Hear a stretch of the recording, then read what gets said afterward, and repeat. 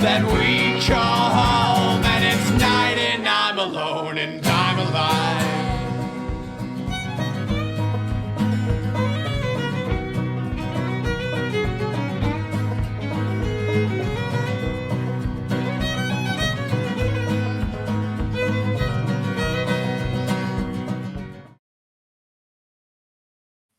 Good Wednesday afternoon, guys. This is the Indy Kid coming at you. Got some more roster news for the basketball team coming at you. Before we get into that, though, just appreciate you guys tuning in on behalf of the Talkin VAWLS Network. Make sure you hit that like button. Make sure you hit subscribe.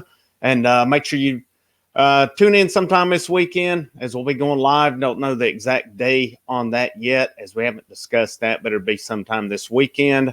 Also, make sure you check out the videos. Boogie dropped a video about the defensive line this morning, kind of addressed some quarterback controversy that we've had issues with in the last few days. Also, look for some recruiting videos from VAWLS JP as well. But right now, I'm coming, and also be on the lookout this weekend. We'll try to cover his Tennessee Vanderbilt series.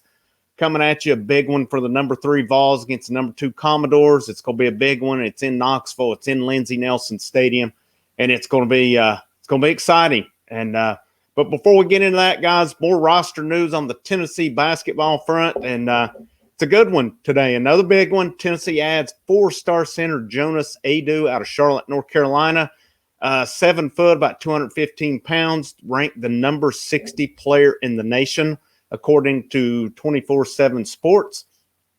Aidoo was previously committed to Marquette. Of course, they got rid of Steve Wojciechowski, and now he's coming to Knoxville. He got out of his – not sure if he had signed already or if he was just committed at that point. But once Wojo left, of course, Justin Gainey, who was the assistant or associate head coach at Marquette, he's now on staff with Rick Barnes. He filled the vacancy left when Desmond Oliver went to ETSU. Of course, Rod Clark filled the vacancy when Kim English went to George Mason there. But this is the one we've been saying, you had the transfer from Justin Powell from Auburn, who's a guard. You had Quentin Jabunje, I think is how it's pronounced, commitment, who's a 6'6" guard as well. And people saying, well, where are the big men? We need big men. Where are the big men? Well, we just got one right here. This is a good, very good commitment right here. And I'll see if I can share my screen here with you as well. And then I'm going to kind of share a roster update as well. Hopefully it'll go a little better than the last roster share I had because that one kind of fizzled out there. But let's see here. I'm going to pull up and share my screen right here. We'll pull up the Chrome tab, 4-star Jonas Aidoo commitment. Yeah, here you go right here. So Aidoo commits, big body, big name to this recruiting class out of Charlotte, North Carolina, number 60 in the country, number 7 center in the class, number 3 prospect out of North Carolina here as well. So here is, and I read this talking about him on the last video I did because I thought this may be a possibility here of adding Aidoo. He looked like, especially when Gainey looked like he was going to be the second assistant coach named, this looked like a natural possibility based on location, based on needs, and based on relationship right here as well. But long, mobile, and positive athleticism is what Jerry Meyer writes. He's the director of basketball scouting for 24/7 Sports. Must get stronger and tougher. Functional athleticism will improve with strength gain. Good shooting touch to behind the arc and can finish with his offhand as well. So this is not just a guy who can finish the rim. It's apparently a guy who has a little bit of an outside shot as well. Decent rebounder, more strength on the boards, good court awareness. Not much back to the basket game. Good to great shot blocker. Has a lot of potential. Again, strength gain is vital. Okay, vital strength gain there. So that's that's kind of what we're looking at here. So this looks like a guy. Obviously, when you get in a college weight room, you should put on muscle. You should put on that strength. We say it all the time there. If they're not putting on strength, then somebody's not doing their job in a weight room. And we've seen it, unfortunately, at times with football down there where it didn't appear guys were obviously getting stronger, just don't know anything else. But anywho, this is a good commitment. This is a good pickup for Tennessee. And, we'll see if I can share my screen here as well, see if this will work this time. So the last time I wanted to share with you, think this is here we go. So I put together a little word sheet right here. So we're just going to kind of detail the Tennessee roster and what's going on. So EJ Anasicki entered the transfer portal last week. Victor Bailey, expect him to come back.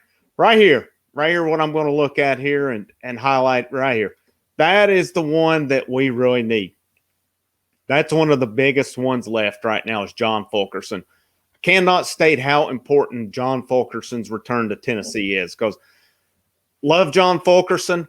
I don't know. I haven't seen any mock drafts that list John Fulkerson as being drafted in the 2 rounds right there. Now, could he go play in the G League? Could he go play overseas? Absolutely. Can probably do pretty good in it. But based on the year he had, I can't imagine his stock, and it was a tough year for him. Injuries.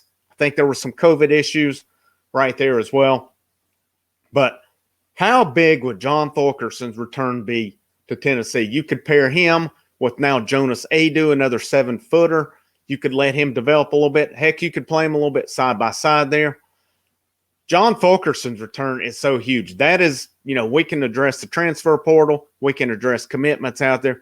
The biggest name, the biggest recruit for Tennessee right now is John Fulkerson. If he returns as the Fulkerson that we know, the Powell's loving, ball playing, John Fulkerson, that is the big addition to Tennessee, in my opinion. Maybe others will disagree, but I think it's just absolutely huge if he would return right there.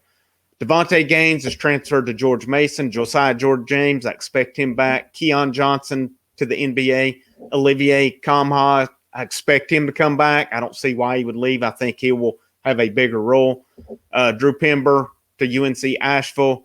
I expect Euros to come back. I mean, his role increased as the year, especially at the end of the year when Fulkerson was out. I expect Euros to come back, and hopefully he'll take that next step as well. I know Barnes said he had balled in there. E. Pons has announced he's gone. Appreciate all he did for the program. He was a great Vol, represented the program with pride. Wish him the best, and hope he does well there. Same with Keon Johnson. Same with all these guys. And Jaden Springer off to the NBA. He has hired an agent. Santiago Vescovi. I seen some speculation today. I think it was the tweet I saw was Russell Smith, media personality out of the mid-state there, speculate he's heard that Vescovi may explore his options to go pro overseas. So that may be a development to see. I saw Grant Ramey address that and said, with these guys from overseas or from other countries, it's always a possibility that they could do that. So he said he hadn't heard that, but he didn't rule it out. He didn't necessarily say it's going to happen by any means, but he said with, the foreign prospects, these guys from overseas, you can never rule out that is a possibility that they'll go play pro right there. So it may be a development to keep an eye on there, but as of right now, I expect Vescovi will come back. Corey Walker entered the transfer portal as well. So based on last year's team, and that's not including Fulkerson, that is 5 players coming back from last year's team. Okay. If Fulkerson decides to come back, that's 6. And now it's going down to signed or committed. Kennedy Chandler in. That's the floor general. That's the guy right there. That's the guy, fair or unfair. He's done nothing to dispel any of the hype coming in that he should be day one point guard, the point guard they've been missing.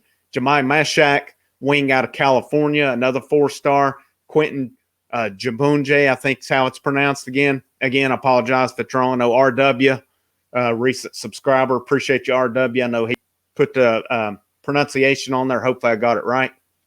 So another 6'6" guy, good, but not great outside shooter, according to his coach. Shot 42% from 3-point range. That's pretty good. So if he's not great yet, I can't wait to see him when he's great. And then the big addition today, needed the big guy, 6'11" Jonas Aidoo out of Charlotte, North Carolina. Also good to have that North Carolina connection. I know it was down between supposedly North Carolina and Tennessee. There was supposed to be a Zoom meeting last night. I don't know what happened there. I don't know if North Carolina went a different route. I don't know because, anytime you're going against North Carolina, that is, arguably the most storied program in college basketball history. There's a few programs that have that, could say that. North Carolina, let's say, is one of them. And it's still a strong program. I expect Hubert Davis will do a fine job there as well. I expect him to continue on what they've built there. Really good former Tar Heel taking over. He's been in the program, Roy Williams. I don't expect this time with North Carolina they'll miss a beat with Hubert Davis. Last time it was kind of that transition from guy who'd been there a while to next with some Dean Smith to Bill Guthridge.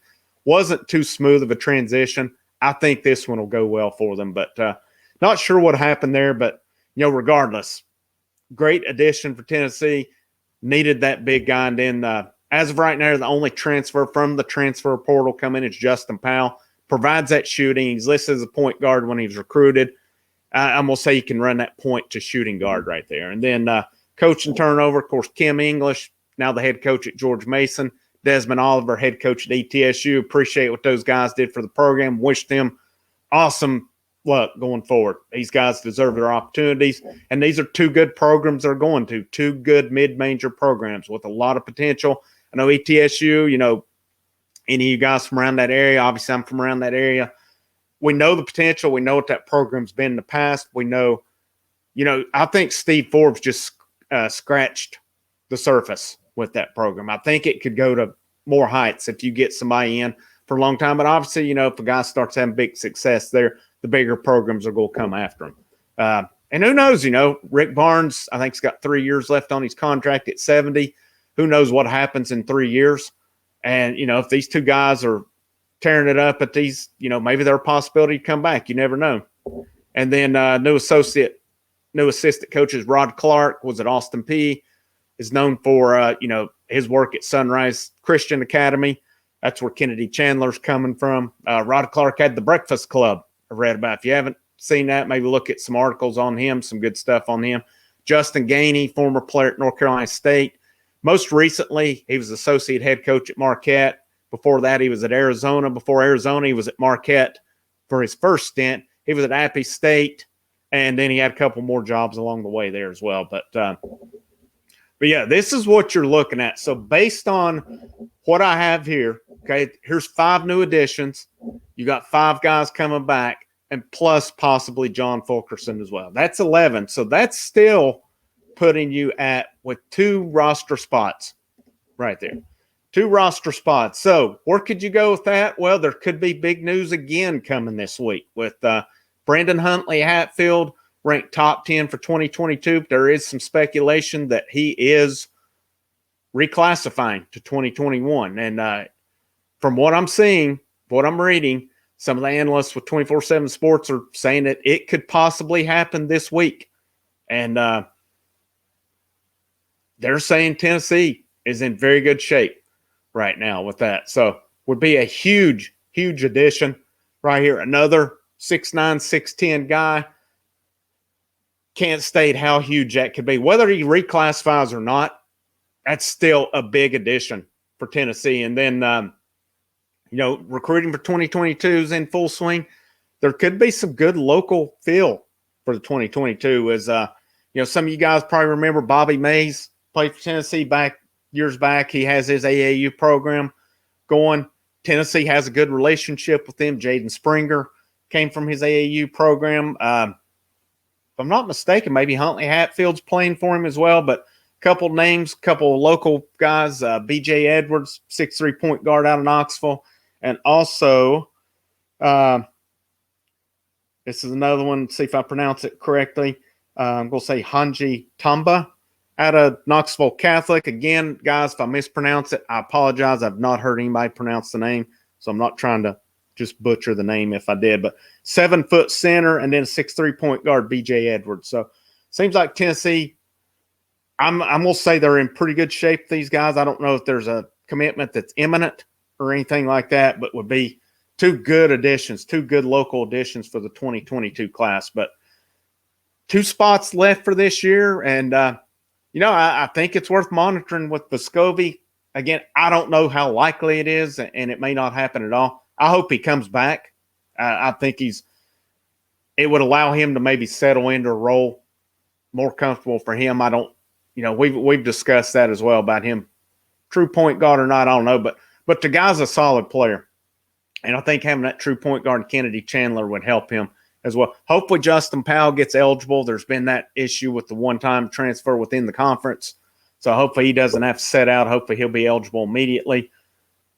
John Fulkerson comes back. Huntley Hatfield reclassifies to 2021.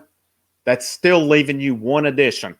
So do they go portal? Do they swing for the fences in recruiting? Who knows? But that's all I got for you today. A lot of cool stuff going on with Tennessee basketball. I wasn't real psyched about this roster at the end of the season. Now that it's starting to take shape, I'm liking what Sam, liking what they're putting together. They're building an inside presence. They've got a point guard. I don't know that it would hurt to add another point guard. If there's a guy in the portal, I know a guy that they were in with who's transferred from Virginia Tech was Jalen Cone. They were after him. What is he, a freshman? I think. I don't know. Maybe that's something they kick the tires on. I don't think you can have too many true point guards on a roster. We've seen how much not having a point guards hurt Tennessee. So it'd be awesome if they added another point guard for that last spot, if Fulkerson comes back and if Vescovi stays. A lot of ifs. It's real curious to see where they're going with this. But appreciate you guys tuning in. I hope you have a good Wednesday. Y'all take care. Again, look for live show this weekend. We'll try to cover that UT Vanderbilt series in baseball, as that's a big one right there, number 2 versus number 3, depending on the polls you look at. And, if there's any more movement with the basketball roster, which I think there will be some more this week, I think there'll be more news. I'll get on it as soon as I can. But appreciate you guys tuning in. Have a good Wednesday. Take care, and go Vols.